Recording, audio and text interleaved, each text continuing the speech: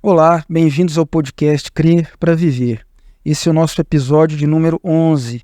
Nós estamos tratando do tema da conversão. Nós estamos tratando bastante disso porque é um tema central, um tema fundamental da fé cristã, e nós entendemos que ele não tem sido bem compreendido como ele merece e precisa ser compreendido. O impacto da conversão, ele depende em grande parte de se compreender aquilo no que se deve crer, aquilo que a fé propõe como visão de mundo, como estilo de vida, como compreensão da vida. O episódio de hoje tem como título Conversão e a Ética do Novo Homem Criado segundo Cristo. Meu nome é Timóteo Madaleno, eu sou psicólogo, doutor em psicologia pelo UNB, sou professor de psicologia e educação do IFG no campus Goiânia. Juntamente comigo, aqui na mesa, tenho alguns amigos. Laércio Guimarães, primeiramente, ele é historiador, ele tem uma pós-graduação em História Cultural pela UFG, e é também, muitos anos, ele trabalha na área de tecnologia, em sistemas de informação, que também é acadêmico, né, Laércio, da área de sistemas de informação. Professor Cláudio Ivan de Oliveira, psicólogo, professor de psicologia, epistemologia da psicologia, né, história e epistemologia da psicologia pela PUC de Goiás, e também é doutor em psicologia pela UNB. Professor Pastor Anderson Cleiton Pires, doutor em sociologia pela Federal do Rio Grande do Sul e é doutor em teologia, né, mais especificamente em hermenêutica bíblica, pela EST de São Leopoldo, também no Rio Grande do Sul. Eu, Laércio e o professor Cláudio, nós temos uma formação em psicologia pastoral e urbanidade pelo Instituto Superior de Teologia Luterana, e essa é a formação que nós três aqui temos em comum. Bem, vamos à nossa conversa de hoje. Importante lembrar que nós já tratamos bastante do tema da conversão. O que é a conversão de fato? O que esse conceito significa? A semântica do conceito? O que ele significou? De que maneira, que sentidos ele assume no Antigo e no Novo Testamento? No Novo Testamento, mais especificamente aqui, nós demos ênfase aos evangelhos, como isso aparece em Jesus e no apóstolo Paulo, que é quem estrutura uma compreensão mais clara a respeito de como essa vida em Cristo, a respeito da qual nós estamos falando. A gente continua agora, e aí eu gostaria de saber, para a gente começar, acho que a gente pode começar com o professor Anderson, né, pastor Anderson, gostaria de compreender um pouco melhor essa relação entre a conversão e a ética desse novo homem, não é, segundo Cristo. O que é essa ética? O que significa essa mudança? Como já foi bastante enfatizado, a conversão está muito relacionada a um impacto que se sofre e uma mudança. Que ética é essa que se desenvolve a partir disso, né? Bem, eu quero agradecer essa presença do Laércio, Cláudio e Timóteo sempre. É o dia mais terapêutico da semana, dia que a gente está aqui juntos, né, com a tarefa de colocarmos na vitrine a fé cristã e lançar sobre ela o holofote, né? Isso é importante porque a fé cristã tem sido muito marginalizada, sobretudo marginalizada pelas próprias comunidades que se dizem agregadas a ela, né? Ou que de alguma forma representam a fé cristã, mas que infelizmente na prática não tem sido isso que a gente tem constatado, né? A pergunta que o professor Timóteo traz é uma pergunta relevante, nos arremete a uma questão ética. E sempre quando a gente teve questão ética, nós temos que lembrar exatamente o que aconteceu no Éden.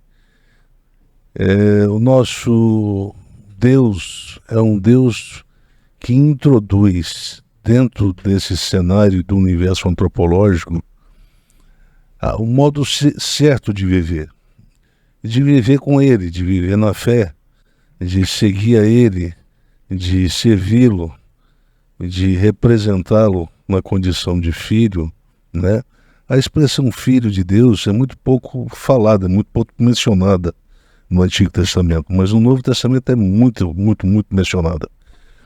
De maneira que ele chega para o Adão, chama o Adão para a conversa e introduz a preocupação ética pela primeira vez, né?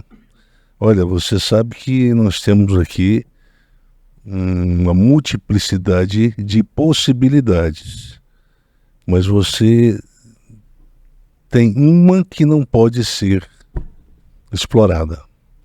É essa aqui. Isso é uma questão ética. Deus está ensinando o Adão a viver com um senso ético, né? Via de regra, essa expressão, eu sou ético, né? Tem que ter ética, temos que ser éticos. As pessoas usam essa expressão sem saber exatamente o que significa, né? A ética vem do grego, ethos, né? A expressão que é construída a partir dessa expressão grega, ethos. Então, diz respeito ao comportamento. Portanto, quando se fala agir com consciência ética, significa lançar luz sobre a minha própria forma de se comportar na vida. Como indivíduo, de mim para mim mesmo, e de indivíduo para o social, para o coletivo. Eu em relação ao Timóteo, eu em relação ao Laércio, eu em relação ao professor Cláudio, eu em relação a todos, ao Marcos, a minha esposa, e etc. Né? Então, a questão ética é introduzida aqui porque conversão é um fenômeno da moral, mas que precisa ser pensado nessa perspectiva da ética. A ética é que faz pergunta, como é que você vivia? Não é a moral que faz a pergunta. A moral tem a ver com a forma como a gente vive a partir dos códigos que foram construídos socialmente para estabelecer um grau de normalidade, eu diria, social, para que a sociedade não se dissolva enquanto sociedade, né? Pois bem, se a gente vive em sociedade, significa que em algum grau a civilização nos tocou, de forma que uma organização, eu diria, da moral foi necessário ser imposta para que essa organização social não se descaracterizasse, não entrasse em processo de decadência, né? Só que a decadência veio. A decadência veio por ocasião da transgressão, onde deu ensejo à queda do primeiro homem, e com a queda do primeiro homem veio a chamada queda antropológica. O Paulo entende isso, que no primeiro Adão, com a primeira transgressão, ele contaminou toda a criação. Portanto, nós somos partícipes dessa disposição, né? Essa disposição mental que está presente, sobretudo está presente lá no nosso primeiro representante da humanidade, que é o Adão, quando teve a possibilidade de fazer uma escolha e fez uma escolha. Só que a escolha que ele fez alterou a sua forma de ver e perceber a vida desse evento da queda para frente. Foi curioso, porque a serpente disse o seguinte: olha, vocês serão como Deus, conhecedores do bem e do mal. A expressão conhecer no hebraico lá sugere um conhecimento participativo. Ou seja, não é simplesmente um conhecimento meramente cognitivo. Eu conheço isso cognitivamente, mas participar no sentido de que eu já experimentei isso aí e dessa experiência eu adquiri essa percepção, esse conhecimento. E desenvolvi, portanto, essa disposição em relação a esse conhecimento. Pois bem, vem a queda produz uma distorção na forma do homem perceber esse mundo que passa a ser dual, passa a ser estruturado a partir das noções de bem e de mal, de disposição para o bem e disposição para o mal. Só que existe um problema complicado que se institui na psicologia da humanidade a partir de então, e que nós tratamos lá naquele tema, o tema do Natal, né? Que foi o tema em que a gente tentou mostrar o que a gente perdeu em relação à queda, sobretudo para avaliar as possibilidades de escolhas que aparecem aparecem na epifania do cotidiano, né? E que a gente tem que fazer essas escolhas baseadas em critérios racionais. Não. Nós, na maior parte das vezes, nós não fazemos escolhas baseadas em critério de seleção racional. Nós não selecionamos as escolhas a partir do que a gente analisa racionalmente, se é bom ou não ser bom. Ao contrário, a gente analisa a partir do critério do que é bom ou ruim. Para quem leu Spinoza sabe exatamente onde eu estou querendo chegar com isso, né? Tem a ver com o que eu gosto e o que eu não gosto. O que me ofere o senso, a experiência de gratificação imediata, que é o prazer, a gente chama de prazer, e que pode estar em pequena intensidade, ou pode estar em média intensidade, ou pode estar em alta intensidade. Na verdade, eu acho que se trata de um princípio de conquista de prazeres, ou de formas de prazeres, né? De formas. Por isso que o Freud entende isso como uma economia libidinal, processo de escala, de formas de prazeres que são gradualmente experimentadas, né? Pois bem, se agora a nossa percepção da realidade ela é de alguma forma atropelada e de alguma forma condicionada também pelo critério do bom e não do bem, então isso complicou um pouco para todos nós o fato de que, diante de certas escolhas, fazer uso de uma racionalidade ponderadora torna sempre uma coisa muito complicada de ser feita. Escolher a coisa correta não é fácil, talvez seja uma coisa muito complicada de ser feita. O Paulo, ele diz, olha, a lei é boa, mas eu olho para os meus membros e vejo vigorando uma outra forma de lei, que milita contra as leis do bem. Quer dizer, no corpo, as leis é do bom que vigora. E na lei do Moisés é a lei que leva para a justiça, que leva para a verdade, é a lei que leva para a santidade. Mas essa é uma lei que agora está em incompatibilidade com a minha disposição instintiva. Agora eu vivo mais não como um ser civilizado. Agora eu vivo mais ou menos como Freud pensava, como ser instintivo. Agora eu não sou mais racional. Um grande achado do Freud. De fato, é por essa linha mesmo. Quando Paulo usa a expressão gentios, ele sempre está falando desse ser primitivo, desse homem que caminha com a sua capacidade racional mortificada frente à sua disposição instintiva. Você ia me falar alguma coisa? Uma pergunta? Não, eu ia fazer a pergunta. Eu acho que ficou claro que o bom está associado com o prazer, né, com a vontade. E o bem? Associado à lei. O Paulo diz, olha, o bem está associado à lei. Só que eu não consigo cumprir esse auto-ideal, né, escalado pelos princípios normativos da lei. Não dá. O que eu acho bom, que me dá prazer, nem sempre é o que me faz bem. De fato, é o que protege a minha saúde. O problema é que existe uma incompatibilidade entre a minha instintividade e a demanda moral imposta pela lei. É uma incompatibilidade. E essa incompatibilidade, ela é incurável. A lei diz, não cobiçarás, e eu não consigo não cobiçar. Eu descubro que é inevitável cobiçar. E no texto, o sistema de estruturação de crença, a pergunta é feita, será que podemos viver sem cobiçar? A resposta é dada, não. Não existe essa possibilidade. Mas eu acho que ainda não ficou, eu acho que eu não entendi muito bem ainda. Eu entendi que ele está vinculado com a lei, mas o que é o bem?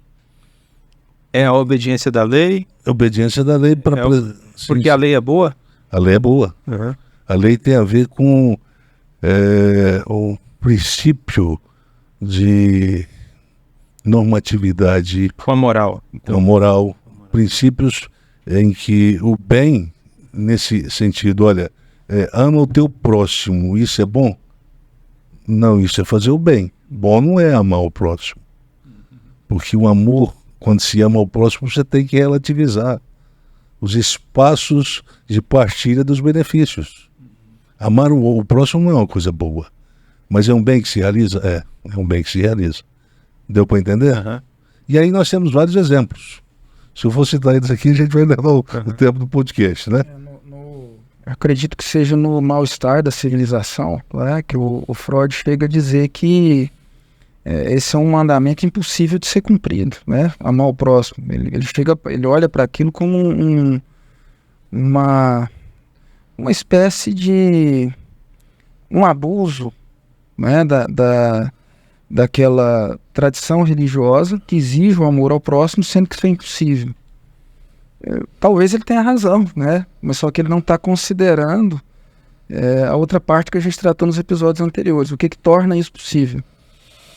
O problema da cobiça, que foi citada pelo professor Cláudio Ivan, é um problema interessante, né? Porque a cobiça é a principal variável de discórdia da civilização que o Thomas Hobbes estuda. A desorganização da sociedade hobbesiana começa pelo princípio da cobiça.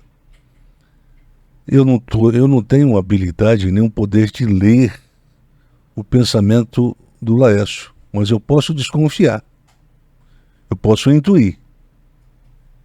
Eu posso intuir que o Timóteo quer é exatamente o mesmo que eu quero. O professor Cláudio pode intuir que o que o Laércio quer é basicamente o que ele quer. E quando essas intuições, elas produzem um fomento, uma cultura de fomento, no qual ninguém quer perder. Eu não quero perder o que eu cobiço, eu não quero deixar que o outro também cobice, toma posse do que eu quero, porque o que eu quero é o que eu quero e não pode ser partilhado. Tudo que é cobiçado, eu quero cobiçar, mas a cobiça é para ser feita, usufruída de forma privativa. É um privilégio e é um exercício do ego, do somente ego, né? Somente o ego. Então, aí entra o conflito na sociedade e desse conflito se estabelece, portanto, uma guerra generalizada. Ou seja, só se cobiça o que é do outro. O que já é meu, não tem como cobiçar, né? É independente, porque não existe essa questão de o cobiçável só é aquilo que a cobiça está associada com o princípio civilizatório da propriedade privada. Não vai para essa direção. A Bíblia não trabalha com isso aí, com essa hipótese hermenêutica. Isso eu posso cobiçar aquilo que não é propriedade privada. A mulher, por muito tempo, foi entendida, a esposa, como propriedade privada do homem. No entanto, isso, na sociedade judaica, dentro daqueles ritos que se faziam no casamento, se dava a ideia, se preconizava uma noção de que o homem era propriedade da mulher e a mulher se tornaria, depois do casamento, propriedade do homem. Eu sou do meu amado é meu. Parece lá em Cantares, né?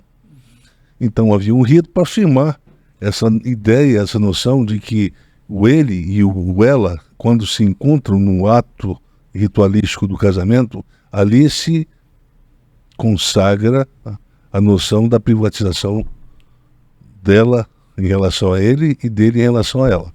Ele se torna a propriedade privada dela e ela se torna a propriedade privada dele.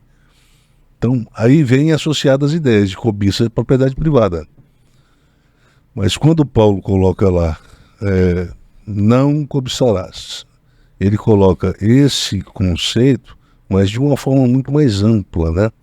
E nós temos trabalhado aqui o conceito de cobiça de uma forma muito mais ampla. Por exemplo, você pode cobiçar predicados alheios, mas o outro pode até nem saber que você cobiça os predicados dele.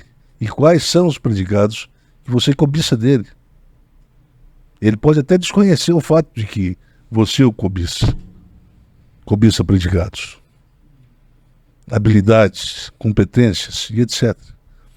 Então você pode cobiçar a capacidade intelectual, pode cobiçar a capacidade afetiva, pode cobiçar a capacidade moral dele de realizar coisas que são extraordinárias. Então existe uma outra forma de cobiça que não está associada diretamente à questão da propriedade privada. Quando você trata disso lá na Sociedade do Glamour, a pessoa que falsifica a própria identidade porque quer parecer outra pessoa, o que está em questão ali não é propriedade privada. São características que tornam o outro mais atraente. Sim, exatamente. Do ponto de vista do capital social, né, da vida social. Sim. É interessante, a pergunta começa com sugerindo essa relação entre a conversão, né? Lembramos que a gente tem que estabelecer a noção clara de que a conversão, a metanoia, é primeiramente puxar o freio de mão. É romper com uma racionalidade transgressora produzida por aquela natureza ambivalente da liberdade que foi derivada, que nasce do momento da queda. A partir daquele momento da queda, eu olho para o bem, mas me sinto atraído por aquilo que é bom. O bem se torna menos atrativo do que o bom. E pelo fato do bom ser mais atrativo do que o bem, a minha disposição moral, ela não se torna imoral porque eu me torno atrativo ou me torno mais propenso para realizar o que é bom e não o que é bem. É uma questão meio que instintiva da natureza. Esse corpo é um corpo criado, as suas estruturas, as suas características biopsíquicas são de natureza hedônica. É um corpo que sobrevive do prazer e não da dor. A gente foi colocado lá no Éden, não foi para morrer, foi para viver para sempre. Nós não tivemos e não conseguimos cumprir essa agenda porque o Adão caiu antes e a gente com ele. Portanto, nós perdemos a possibilidade de vivermos nesse horizonte de possibilidades hedônicas infindáveis. Mas o pecado entrou, produziu um problema, pecabilizou a natureza hedônica praticamente, e aí a gente passou a ter uma crise no exercício da consciência da liberdade, ou no exercício consciencioso da nossa liberdade que se tornou ambivalente. Uma liberdade ambivalente, por quê? Porque ela oscila, ela entra em crise, ela tem consciência de que o bem é o que produz a correção, a redenção para a própria liberdade. Mas o bom é aquilo que alimenta a fome e a sede hedônica do próprio ego. E é isso que tornou difícil para o homem, pós-queda, cumprir a lei do Moisés. Porque o ideal da lei é baseado no princípio do bem e não no princípio do bom. É da justiça, é alto, é da santidade, é um alto padrão de vida. É da bondade, que a bondade preconiza a noção de que um bem não pode ser privatizado. Um bem tem que ser socializado. Por mais que isso doa, tem que ser privatizado. A ideia é socializado. Por isso que a ideia da mesa, a ceia de Jesus com os seus 12 discípulos, partilhar um pão.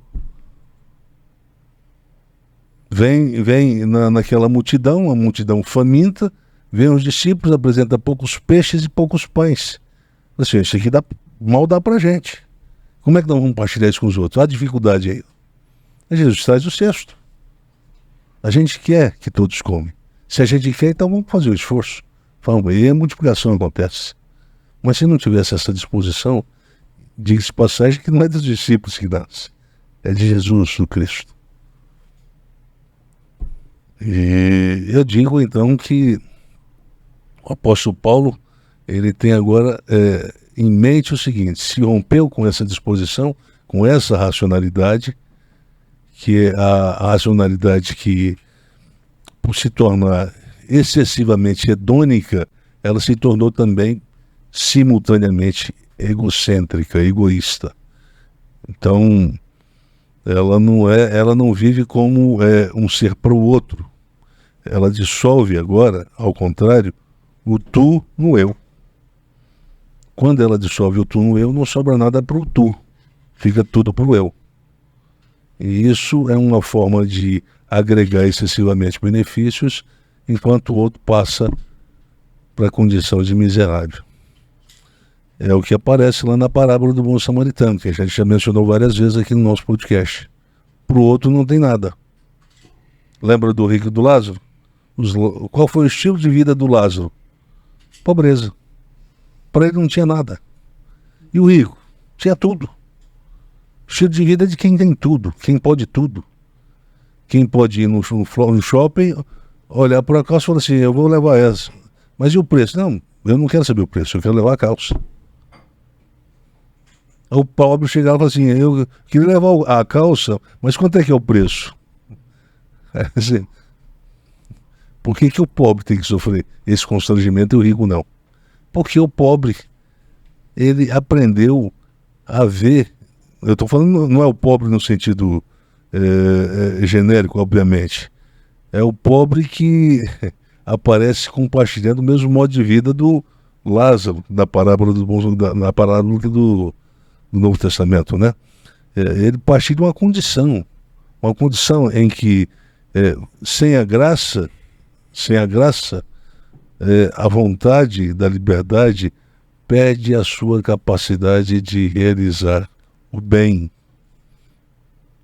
Esse o problema do bem, é isso, é porque existe um sacrifício. Quando você olha para uma mulher, cobiça uma mulher, mas sabe que ela tem dono, entre aspas, tem um esposo, fica complicado, porque você vai ter que entrar num conflito pessoal, e esse conflito pessoal vai produzir um grau de doença, de psicopatologia, vai produzir em você uma ansiedade para além da normal, vai produzir nela uma ansiedade para além do normal, porque se ela participar do mesmo apetite cobiçoso que você, ela vai ter que relativizar a sobrevivência da própria família, porque ela vai ter que trocar a família, a preservação da saúde da família, da coexistência da família, pela experiência de sexo com o cobiçoso. Veja bem, o problema da unidade, né? Nós falamos lá na mensagem do Natal, unidade afetiva. Essa unidade afetiva, ela se torna um problema para esse kainon ou kainei antropon, porque viver a vida pensando nessa noção de partilha se torna um problema. A conversão é conversão no sentido de que ela tenta integrar o eu da pessoa. Você lembra que a gente falou sobre isso? Integração do eu à pessoa. Conversão é isso. Então, agora há pouco a gente estava falando da sociedade do glamour, que é um artigo. E o que é o artigo? A tese principal do artigo. Que no sentido de que o artigo ele aponta para uma doença que ficou flagrantemente em evidência nesse chamado mundo complexo, na sociedade complexa, no mundo contemporâneo. É o problema da síndrome da litofobia, não é? Pois bem, do que se compõe? Qual é a natureza dessa litofobia?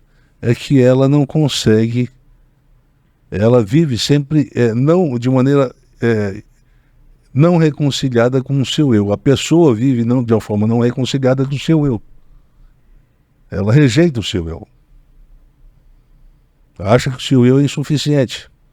Ele é inatrativo. Então eles estão em estado de inimizade, a pessoa e o eu. Lá. E, portanto, o Paulo diz, esse aí é o modo de ser, o estilo de vida do gentio, e que fez carreira até a conversão acontecer. Quando a conversão acontece, essa relação ela tem que ser mortificada, ela tem que ser necrosada. Ele diz lá para a comunidade que morava em Colossenses, necrosai, mortificai a vossa natureza terrena, diz o apóstolo Paulo. Então, por quê? Porque nessa natureza terrena o eu está dissociado da pessoa. Então, qual é o objetivo da conversão? Reconciliar o eu com a pessoa. Primeiro, só que não é a pessoa em si. Não se trata da pessoa do Anderson reconciliar com o seu eu. Agora, a pessoa do Anderson tem um ideal que é substituído ou que é colocado em lugar do eu. E esse ideal é o quê? É a pessoa do Cristo. Portanto, nós arrependemos de ter vivido sob a égide e o controle de uma racionalidade transgressora que nunca obedeceu nenhum código normativo. De lá então até agora. E o que acontece daqui para frente? Acontece o seguinte, daqui para frente eu me converto a Cristo. E está aqui, eu tô com um texto aberto aqui de Efésios, né? E é um texto que fala sobre isso. O Paulo diz, olha, isso portanto digo e no Senhor testifico, que não mais andeis como também andam gentios, na vaidade dos seus próprios pensamentos. Parece que ele estava querendo falar aqui de racionalidade hedônica. Obscurecidos de entendimento, alheios à vida de Deus por causa da ignorância em que vive, pela dureza do seu coração, os quais, tendo se tornado insensíveis, se entregaram à dissolução para que, com avidez, cometerem toda sorte de impureza. Mas não fosse assim que aprendeste a Cristo. Ou seja, Cristo agora se torna referência. Eu me converto para Ele. Eu me converto para viver da forma como Ele viveu.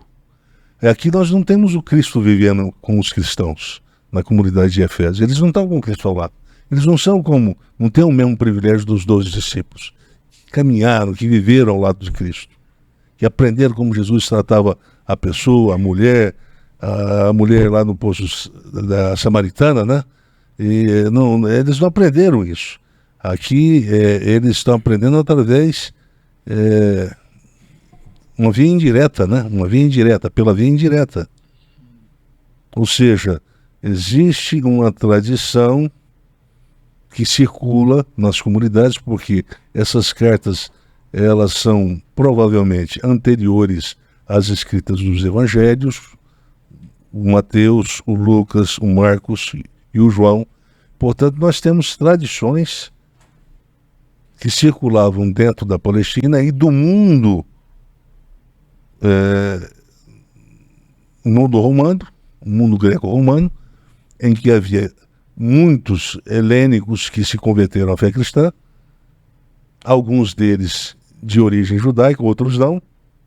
E Jesus tem essa dificuldade, Paulo tem essa dificuldade de falar sempre para um público, para uma comunidade mista, formada de judeus e de gentios. Mas, na verdade, tanto o judeu quanto o gentio vive o antigo estilo. O estilo que foi predominantemente dominado pela racionalidade transgressora. O que é a racionalidade transgressora? O que é um ego que se orienta por uma racionalidade transgressora? É um ego que tem dificuldade de identificar um não nas possibilidades de escolha que faz no cotidiano. Então a conversão, ela é uma pessoa que guiava, andava na vida. A conversão. Escolhas. A conversão, né? Sim. A pessoa andava guiada na vida à procura do que é bom para ela, satisfazer os seus desejos. E aí ela vê em Cristo um modelo que é diferente disso, que tem o foco no bem E aí ela deixa de fazer aquilo que ela considera bom para fazer o que é o bem, seguindo o exemplo de Cristo. É isso? O bem, ele tem uma natureza cética, né? Cruz, representada pela cruz. Negue-se a si mesmo, tome a sua cruz. Ou seja, fazer o bem é difícil. Não é difícil porque ele está em oposição à nossa natureza instintiva. Instintivamente, nós somos honestos quando escolhemos o bom. Somos honestos. Mas se a gente continuar nessa rota, o final dela é a perdição. O final dela é o julgamento final. É o caminho largo. É a condenação. É a porta larga que leva à perdição. Olha o caminho estreito do Lázaro. Cara sofrido, mas que depois que morre vai para onde? Para o seio de Abraão.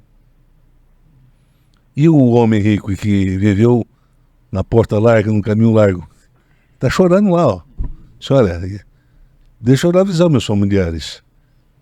Dizer para eles que eles não podem viver do mesmo estilo de vida que eu vivi, porque senão é para cá que eles vão vir também. Viver esse tormento que eu estou vivendo. Rompemos com o estilo de vida. Metanoia, arrependimento. Acabou. Cessou uma trajetória. Começa outra. Aí a escolha é racional. Escolha racional no sentido de que entre o racional e o racionalista há uma diferença. O racional no sentido de que eu planejo, há um planejamento. Agora eu quero viver como Cristo viveu. Sem escolha. Corrijo a partir de um modelo. Eu olho para o que eu faço, para o que eu fiz. E sempre me comparo. Para saber se eu fiz certo ou errado, eu comparo com o modelo. O modelo. Eu queria fazer isso aqui. Exatamente. Eu preciso me arrepender disso, porque isso aí. É o contrário do modelo. É isso aí, olha o Paulo. Mas não foi assim que aprendestes a Cristo. Olha o modelo.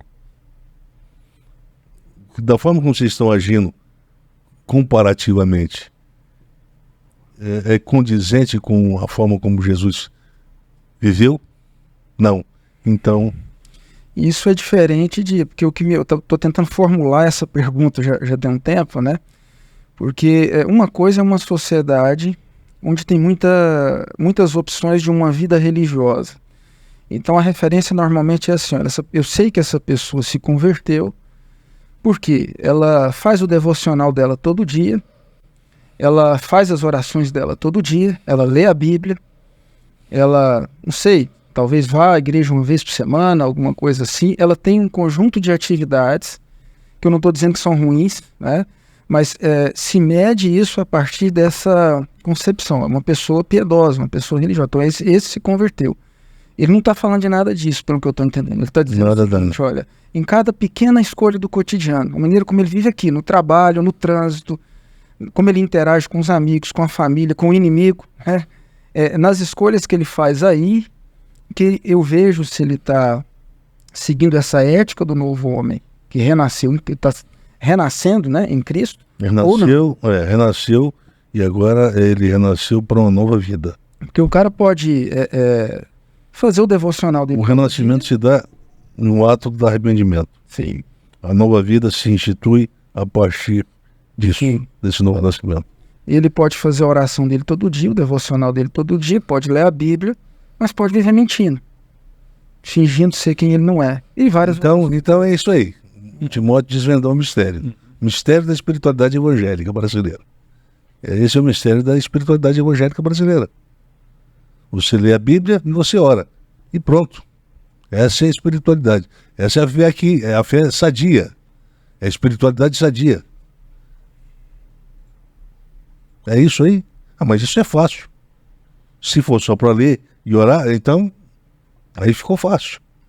Agora, seguir esse modelo aí, que coloca as minhas disposições instintivas em luta, em guerra. Lembra quando o apóstolo Paulo diz, leis militando um contra o outro? É um eu lutando contra o outro?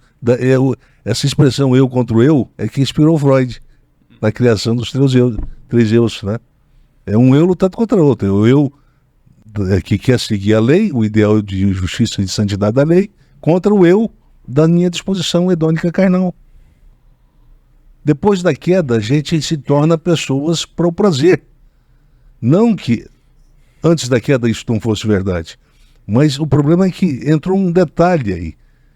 Antes da queda nós vivemos para o prazer também. Depois da queda nós vivemos só para o prazer.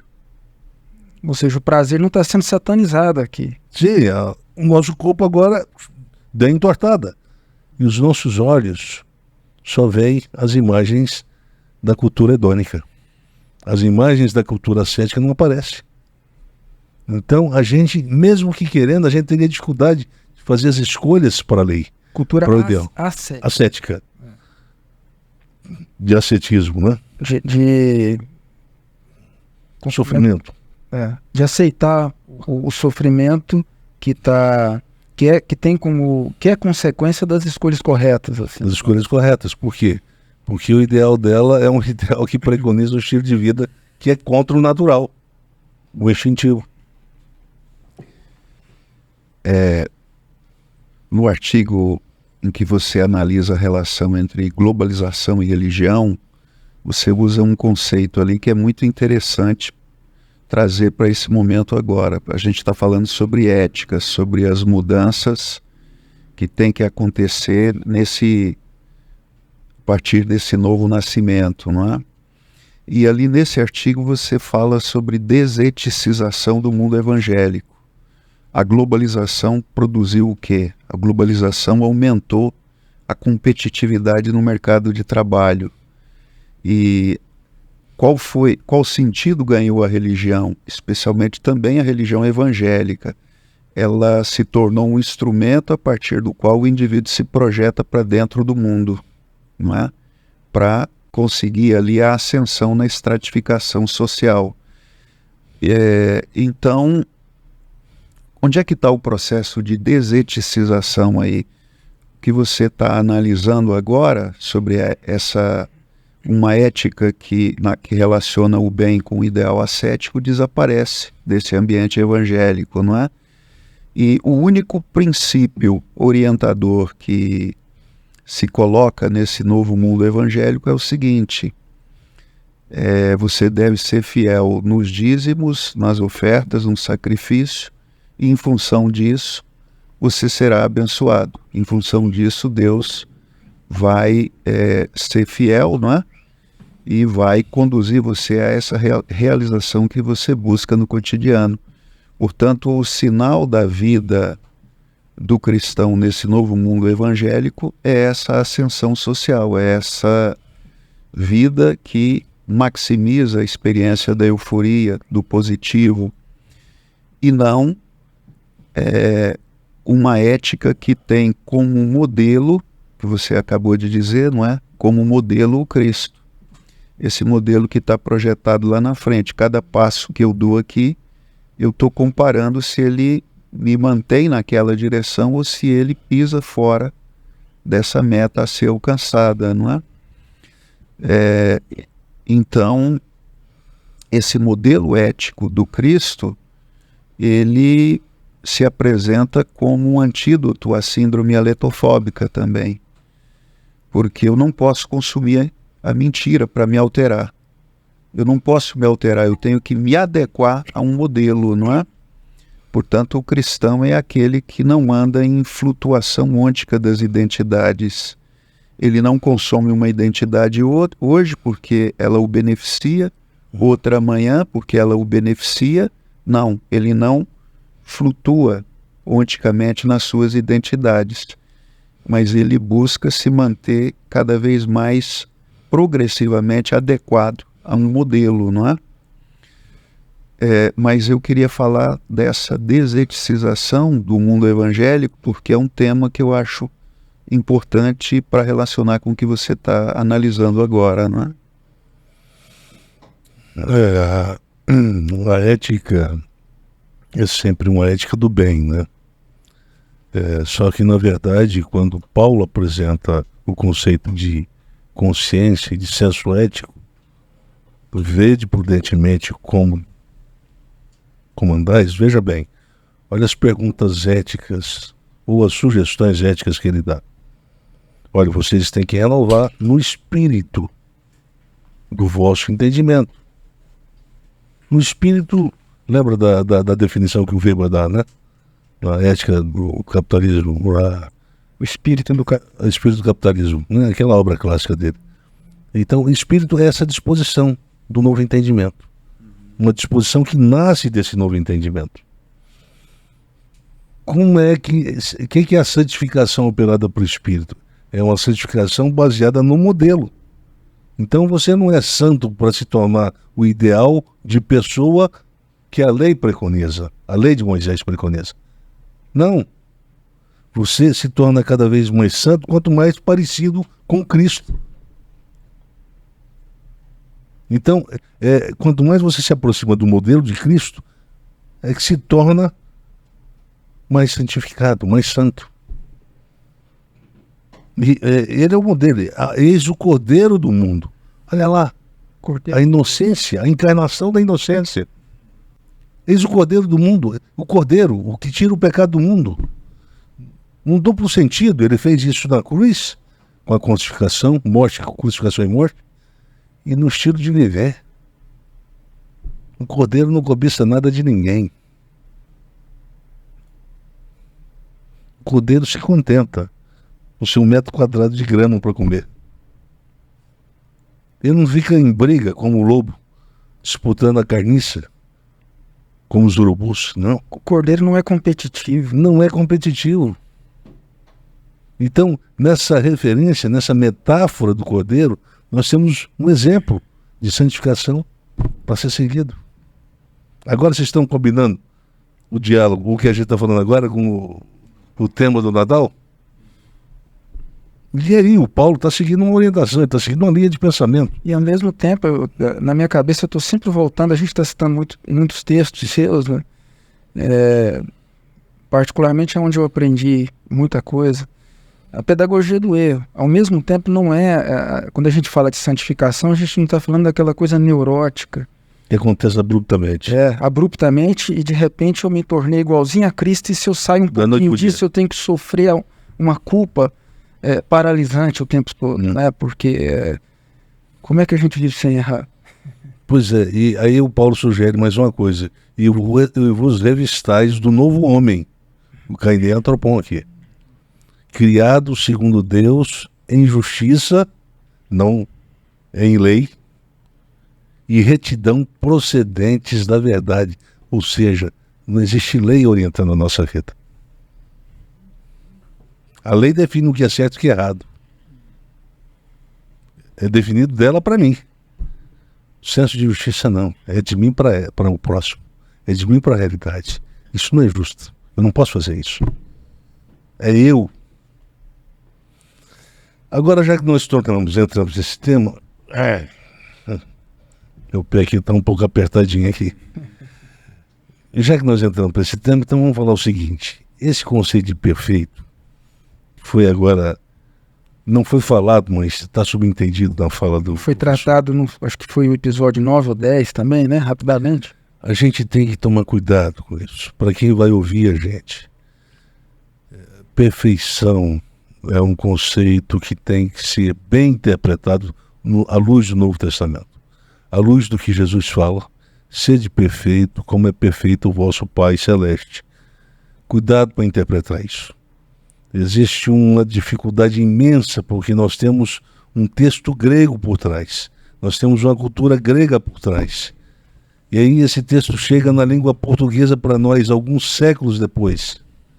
E a gente acha que perfeito é o ideal da fé cristã, não é? O perfeito no sentido da totalidade das possibilidades, das virtudes. Quem é o perfeito? É o homem que não vive em condição de déficit ontológico. Não. Não. Quem disse que isso é verdade? Isso é mentira. Isso não pode ser verdade. Porque a nossa Constituição, mesmo na condição de convertidos, é uma condição de déficit. Olha lá, nós vivemos em condição de negar a nós mesmos. Nega-se a si. Isso produz déficit. Isso não produz superávit. Não produz bem-estar. Produz necessidade de fazer, mas não poder. Não é porque a lei proíbe. Não se trata de uma questão, um dilema e uma briga minha com a lei. Não é uma imposição que está vindo de fora. Não. Então, esse conceito de perfeito não pode ser interpretado porque ele gera doença. Ele gera neurose. Ele pode gerar, inclusive, doenças mais sérias. Ele pode gerar transtornos de ansiedade generalizada. Ele pode fazer muito estrago na psicologia humana. Perfeição, completude. Quem é completo? Jesus diz, só um é completo, o vosso Pai. Os fariseus dizem, olha, o Senhor é bom. Aí Jesus entende onde é que eles querem chegar. Não, bom é só Deus, o vosso Pai. Obviamente que Jesus representa, ele é a imagem de Deus, ele é quem vê a mim vê o Pai. Os dois são um. Quem vê um vê o outro. Jesus veio para revelar o Pai. Não é nesse sentido, de que Deus é superior a Jesus. No entanto, quando se fala de relação de comparação entre a criação, o ser criado e o seu Criador, existe uma distância que não pode ser superada. Por isso que o Kierkegaard e o Barthes atribui a Deus, em termos de caracterização no modo de proceder, no modo de agir, no modo de ser, como totalmente outro. O totalmente outro. Ele age de forma completamente diferente. Então, isso significa o seguinte, que a forma como ele age é a forma que produz reconciliação da unidade afetiva. E a forma como nós tendemos a agir é a forma que dissocia o ideal de unidade afetiva. Portanto, eu diria, foi criado instituições para solucionar, infelizmente, de forma drástica, esses problemas. O problema da dissolução da unidade afetiva. O divórcio. Mas o divórcio não é ideal. Não poderia ser o divórcio, a carta do divórcio, para resolver o conflito. No entanto, Paulo diz, olha, se vocês estão em conflito o tempo todo, tem um jeito. Ele falando para a comunidade de Corinto, só tem um jeito de resolver isso.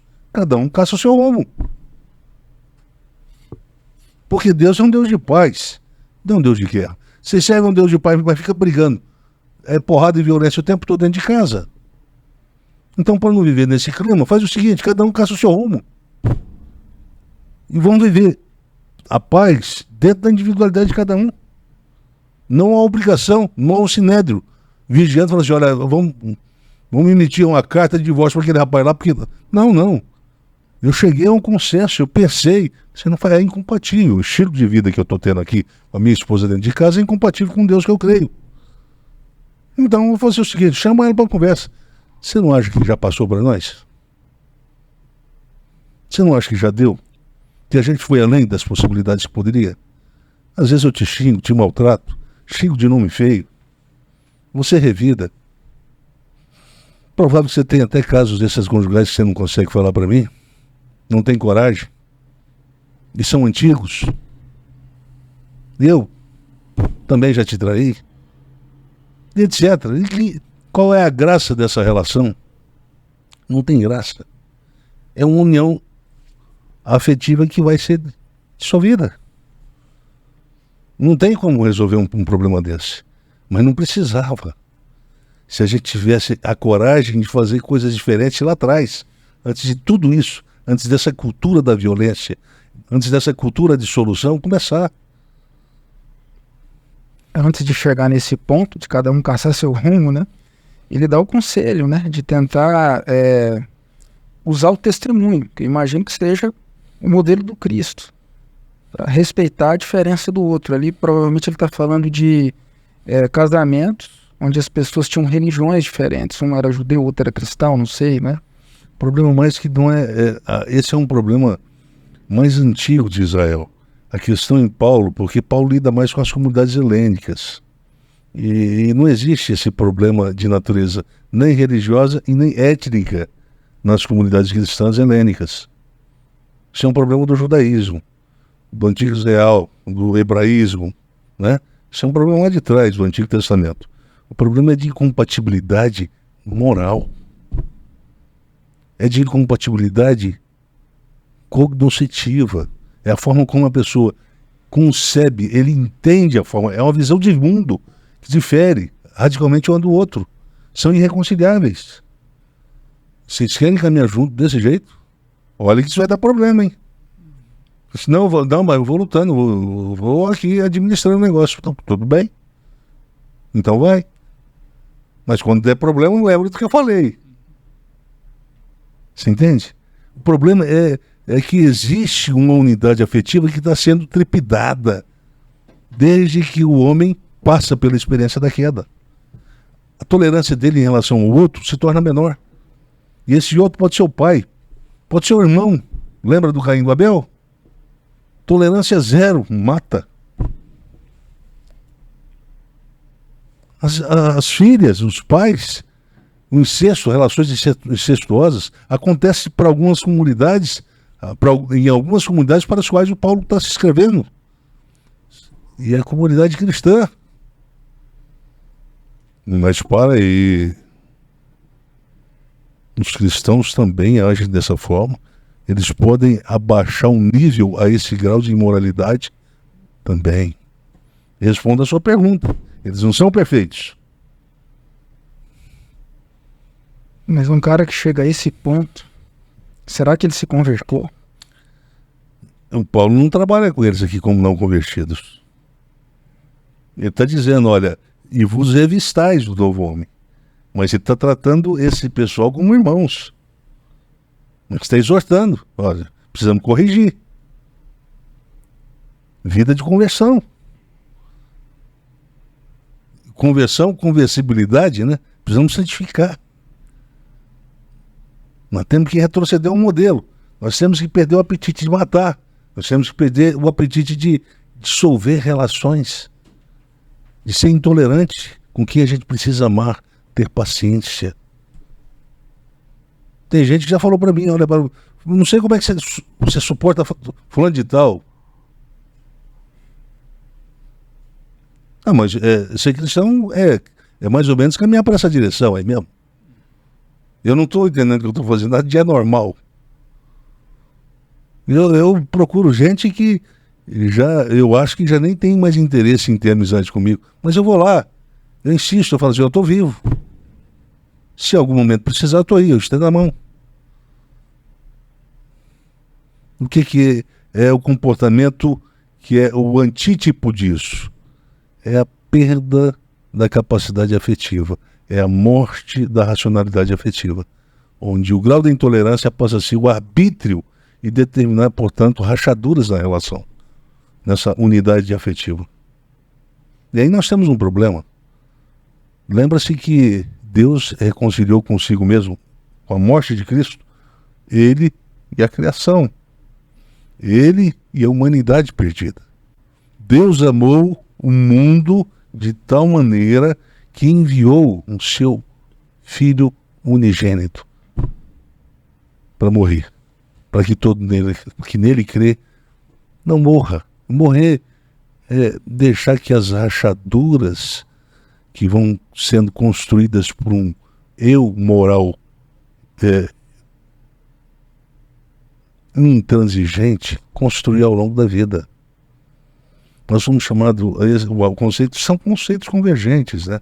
E aí Paulo vai falando assim, olha, portanto, se vocês estão revestidos do novo homem, então vocês deixam a mentira.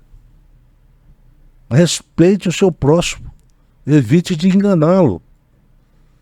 Ele diz, olha, irá é uma coisa normal, não tem problema. Quer irar? Pode irar. Mas não coloque fogo sobre essa ira, porque isso vai dar rompimento na relação. Você vai perder um amigo, um grande amigo. Vai perder um pai, uma mãe. Vai agir de forma insensata. Você vai produzir uma doença que você não vai conseguir curar mais durante toda a vida.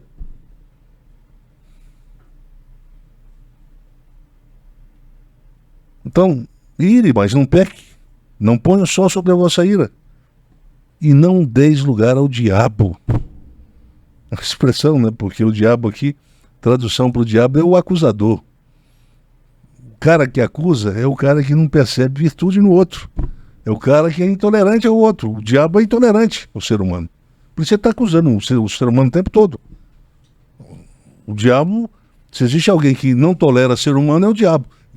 Tolerância zero para o ser humano. É isso que configura a natureza da psicologia do diabo. E o Paulo diz, olha, quem ira e peca está agindo como o diabo. Intolerância zero em relação ao próximo. Deixa uma margenzinha, pode irar, mas deixa uma margenzinha, não torne a ira um princípio de guerra. Porque vocês estão negando a nobreza da racionalidade afetiva quando isso acontece. Isso é conversão. Nós estamos falando de conversão. Conversão não é agora eu entrar para dentro do quarto e fazer o que o professor Cláudio falou agora há pouco, né? Ficar aquele estilo de vida. Não, eu vou dar dízimo, vou frequentar a igreja, vou participar da escola bíblica dominical todo domingo.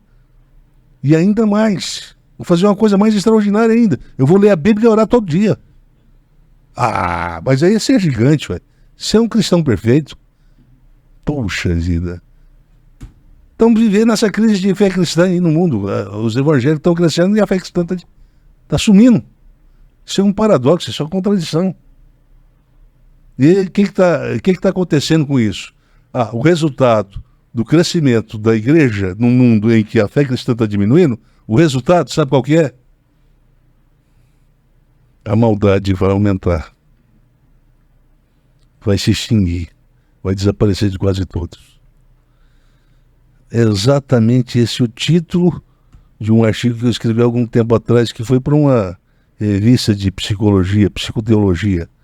Sociedade do fim. A bondade que vai se extinguir, né? Vai se extinguir. A maldade cresce, a bondade se extingue. Sociedade do fim e o advento de uma piedade sem bondade. É isso aí. Esse é o título do artigo. Mandei para a revista Psicoteologia, não foi? No Rio de Janeiro? Tem que lembrar. Foi para ela. E aí, que eu chamo a maldade de racionalidade polérica. Olha, ela vai aumentar de tal maneira que o amor de muitos se esfriará. Então, olha as perguntas que eu crio a partir dessa constatação. Então, me diga lá, como é que serão as pessoas e como é que elas vão se comportar no ápice desse tempo derradeiro, que é o tempo escatológico? Primeira pergunta. Segunda, haverá um padrão predominante de conduta social? A litofobia? Será? Todos serão litofóbicos. Eles viverão com essa dissolução, ou essa dissociação constitutiva do eu e a pessoa. A pessoa, o eu vai ser odiado, sempre rejeitado. É autorrejeição, né? Segundo, terceira pergunta. Que gramática moral definirá o perfil ético de uma consciência coletiva nessa conjuntura? Eles vão se tolerar? Ou vão se matar? Que tipo de racionalidade operante será prevalecente e contagiará uma maioria cognitiva no clímax do tempo escatológico? Faço 4, 5 perguntas aqui. Não sei se deu para vocês, certamente não, vocês não memorizaram, mas eu posso repetir depois. Esse perfil, porque a gente acha que depois da Covid nós entramos definitivamente na era escatológica. Nós entendemos que nós entramos na era escatológica porque a esquerda progrediu no mundo ocidental, no mundo como um todo. E a gente está entendendo que a esquerda é a face moral, entre aspas, moral não, é a face imoral e imoral da maldade, do satanás, da poneria. A gente está identificando. Olha, a esquerda está ascendendo. E aí vai vir as perdas da liberdade. O que perde? A liberdade. Qual liberdade? A liberdade de expressão. Você poder dizer o que você quiser. Xingar o cara, mandar ele para aquele lugar. Então isso é liberdade? Puxa vida. E nesse espaço da liberdade existe lugar para racionalidade afetiva? Porque se você tem liberdade, mas não tem racionalidade afetiva, você vai atropelar todo mundo. Você vai transformar cordeiros em demônios.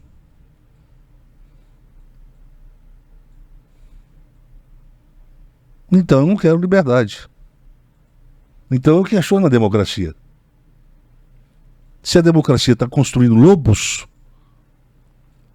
como dizia o Hobbes, lobos que vão atrás de outros homens, lobos. O homem, pro Hobbes, ele é o caçador do próprio homem, no sentido negativo. Ele é instintivamente caçador de homem. Para quê? Para passar a mão na cabecinha? Para dizer, eu gosto de você. Não. Para extinguir. Ou para matar. É para exercer a vocação que receberam do Caim lá atrás. Matar os irmãos que estão aí, vivendo nesse mundo. Pois bem, então isso é grave.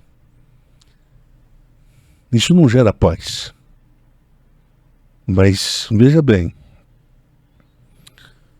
a esquerda propõe uma coisa que a gente tem que notar, tem que admitir que uma coisa que impressiona, porque sob o controle do Estado se mantém uma relativa tolerância social. Porque ninguém tem algo para ser cobiçado. Fui correto na minha interpretação? Todo mundo perde tudo. Então não tem nada para ser conquistado, ao contrário da racionalidade capitalística, que alimenta a fome do ego para adquirir sempre mais. É o apetite, a pleonexia. Lembra desse artigo? Eu escrevi um artigo que eu mandei para uma revista aí, acho da Argentina.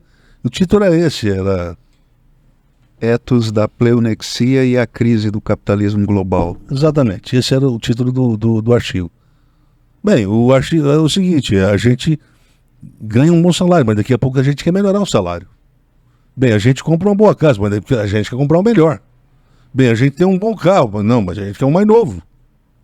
Vem cá, essa racionalidade capitalística, ela tem uma fome, hein, rapaz? Um apetite. Quanto mais tem, mais quer. O negócio é isso aí. E onde é que fica o próximo nessa história? Você pensa nele de vez em quando? Não, aí não pode, né, meu filho? Você não pode querer jogar a culpa em mim por ser um cara abençoado, por ter um Deus abençoado, que me deu um trabalho. E é um trabalho que tem 13º e 14º salário, meu filho. Deus foi tão bom comigo. Ser bom é fazer coisas, entre aspas, realizar tipos de empreendimento que satisfaz a sua racionalidade hedônica. É isso aí. Pai, está tudo errado. E é o capitalismo que produz essa distorção. É a racionalidade capitalista que produz essa distorção. Nós incorporamos ela na espiritualidade evangélica e criamos uma chamada teologia da confissão positiva. E o que é notório em toda essa história é que a despecabilização da ganância aconteceu a partir de um sistema de crença religioso, protestante, não é? Essa é a tese do Max Weber, no Ética Protestante, o espírito do capitalismo. A tese dele é que o sistema de crença calvinista operou como um favorecimento ao desenvolvimento do capitalismo moderno, porque produziu um novo indivíduo ali, um novo modo de operar. O autossuficiente? Autossuficiente, né? O self-made man. Então, para sanar o problema da angústia da eleição, cada indivíduo perguntava, será que eu sou um eleito de Deus, já que havia ali a crença na dupla predestinação, não é? Eu não sei se eu estou na lista daqueles que vão para a beatitude ou para a danação.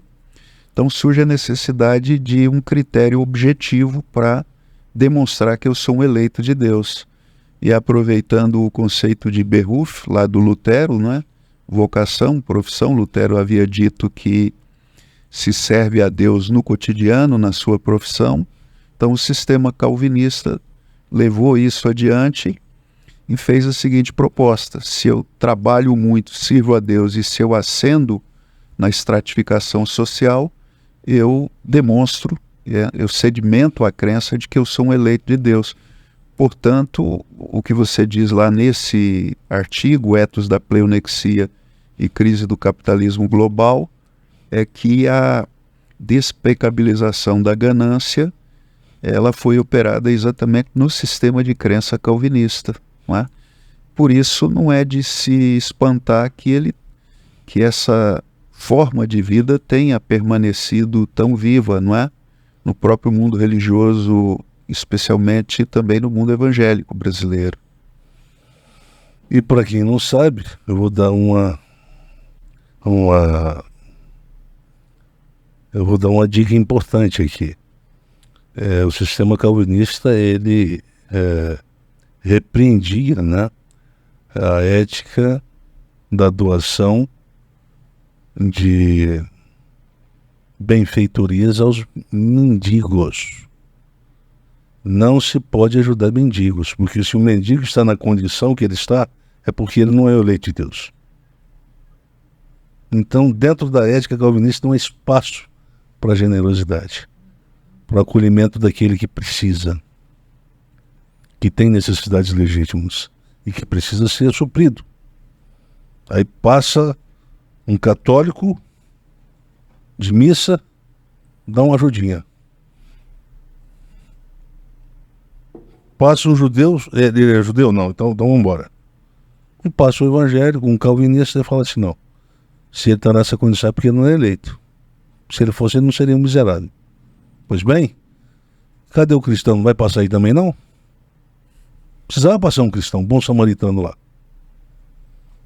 Essa história apareceu lá na narrativa do Novo Testamento. Bem, então, o que isso tudo que nós estamos falando assim? Isso tudo é conversão para quem está nos ouvindo. Para você que está nos ouvindo agora, eu estou dizendo, nós estamos falando de conversão aqui. Nós não estamos falando de espiritualidade, nós estamos falando de vida convertida, que é diferente de espiritualidade. O conceito de espiritualidade é um conceito vazio. Precisamos substituir esses conceitos que nasceram com o tempo, com o desenvolvimento da igreja no Ocidente, espiritualidade, avivamento. Não, é a conversão, é o momento em que eu deixo o antigo itinerário e entro num novo itinerário. Um novo homem criado segundo Cristo, título do episódio. Exatamente. E eu passo então, como Paulo, a fazer perguntas. Que tipo de perguntas? Deixa eu só arrumar aqui. Se alguém puder me ajudar falando alguma coisa agora. Só um comentário rápido, porque para quem não assistiu em episódios anteriores, para evitar um mal entendido, né? Você comentou assim rapidamente, então a esquerda propõe uma coisa interessante, a visão socialista de sociedade. Em alguns episódios atrás você fez uma crítica, falou, Jesus não era capitalista e nem socialista. E aí você fez um comentário só para não deixar esse mal entendido que alguém queira, né? Às vezes maldosamente. Mas na verdade eu fiz uma crítica irônica aqui. Claro, sim. Eu fiz uma crítica irônica. Foi mais pesado. Eu não fiquei com medo de nem todo mundo entender. Porque, de fato, eu estou agora acabando com o marxismo e com a esquerda aqui. É que a fé cristã não fecha com nenhum dos dois. Nenhum dos dois. Não fecha nem com direita, nem com esquerda. Nem com esquerda. Uhum. Fé cristã é fé cristã. Esse negócio de querer fazer amizade entre Deus e mamon não dá. É porque tem muita gente associando aí, querendo associar a fé cristã com a direita. Aí cria a teologia de confissão positiva. Quando faz tenta fazer essa associação. Ou cria uma teologia da libertação com algumas das... Aí faz uma concessão, uma união entre fé cristã e marxismo. Esquece o modelo do homem criado segundo Cristo, que não dá para o César o que é do César e ao mesmo tempo reparte o que você tem. E olha bem, olha aqui, duas expressões belíssimas do apóstolo Paulo. Sede, pois, imitadores de Deus, como filhos amados, e andai em racionalidade afetiva, em amor, como também Cristo nos amou e a si mesmo se entregou por nós, como oferta e sacrifício a Deus em aroma suave. Então houve uma inversão aqui. Negue-se a si mesmo para a sua virtude. Não é uma coisa que adoece, segundo Freud. Ei, Freud, você não deu uma certa na vida, meu filho. Freud era agatofóbico, né? O Freud era agatofóbico, alitofóbico. Ele era fóbico em tudo, tá, gente? Não acertou nada. A cabecinha dele não trabalhava, não operava da forma correta. Pois bem, em aroma suave, perfumado aqui, comportamento desse Cláudio Ivan, tem um cheiro de um perfume gostoso, né? Sentiu? Olha o aroma, o do Timóteo, o Laércio, ó. E eles não são espiritualistas, eles não são esses evangélicos que estão falando o tempo todo de espiritualidade. O evangelho gosta de falar de muita coisa, desculpa aqui, a honestidade, não é para agredir, mas fala muito de espiritualidade e fala também muito de avivamento. Eu quero dizer que, na verdade, nós não precisamos nem de avivamento e nem de um modelo de espiritualidade. Nós precisamos ser imitadores de Deus. E temos que andar como Cristo andou. E amar como Ele amou. Um novo mandamento vos dou, disse Ele. Que ameis o seu próximo. Seu próximo como eu vos amei. Eu os amei. Aqui ele está dizendo o seguinte: olha, isso aqui não combina com a lei de Moisés. A lei de Moisés, o que ela exige é uma coisa, e o que está sendo exigido aqui é outra. Aqui, a coisa ruim virou virtude. Essa coisa de querer ser samaritano, meu Deus, isso adoece, hein, cara? Sim, pois é. Mas é só os bons samaritanos que conseguem viver de forma sadia no mundo. Nós já estamos com 1h13. Né? Eu acho que é o seguinte, tá na hora de deixar um gostinho de quero mais para o próximo episódio, né? Vamos. Como é que a gente dá um desfecho para isso, deixando essa deixa para o próximo? Bem, agora nós precisamos saber exatamente que tipo de ethos e que tipo de prática de moral a sociedade anticristã está vivendo nos atuais dias. Eu queria então a participação maior do professor Cláudio. Ele vai fazer uma exposição do perfil, né? Eu vou ajudá-lo e vocês conhecem os textos, vocês poderão participar também. Vamos tentar dar um desenho, fazer um desenho do tipo de sociedade que aí está e por que a fé cristã tem tido dificuldade de progredir nessa sociedade, né? Então a gente tem um tempinho agora, vamos relaxar um pouco as pernas aqui e em breve a gente volta. Um abraço então. Eu agradeço a atenção de quem participou, mesmo que como um espectador da nossa conversa até aqui. Espero que você esteja entendendo. Nós estamos conversando, na verdade isso aqui é uma reflexão, às vezes coletiva, não é? Sobre temas que são fundamentais, são reflexões que chamam a nós mesmos, né? A gente se inclui nisso para refletir sobre a vida a partir de um modelo, olhar para a forma como a gente tem vivido e a partir disso mirar esse modelo. Como é que eu me corrijo na vida a partir disso? Isso se chama a pregação do Evangelho, é isso que corrige, é isso que chama para esse modelo, e é o que nós queremos fazer aqui. Se você acredita que essa é uma tarefa importante, eu peço que você nos ajude a fazer essas reflexões chegarem a mais pessoas, curtindo, compartilhando, se inscrevendo nesse canal e assistindo, participando. Se você tiver uma pergunta respeitosa, uma dúvida de fato, nós possamos ajudar você a esclarecer, você pode enviar um comentário, seja no YouTube, seja no Instagram, onde você achar melhor.